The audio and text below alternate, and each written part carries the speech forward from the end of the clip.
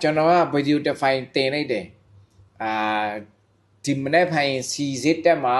အဲ့ဒါကြောင့်စီကိုစောစောစီးစီးလာထည့်ရတယ်လို့ကျွန်တော်တို့နိုင်ငံမှာဆိုရင်စီမရှိဘူးလို့အဲ့ဒါကြောင့်ကျွန်တော်တို့ထိုင်းနိုင်ငံမှာဆိုစီဈေးကြီးပါစေထဲလို့ရတာပေါ့ကျွန်တော်တို့နိုင်ငံမှာဆိုစီကိုမရှိဘူးလို့ကျွန်တော်ကအဲ့လိုတင်တာကိုအကိုကြီးတွေကကျွန်တော်ကိုလာဆက်ထားတယ်စီမရှိဘူးပြောရအောင်လေပန်းတွေမှာလေပေးနေတာငါမဆက်ချင်ဘူးတဲ့လိပုတ်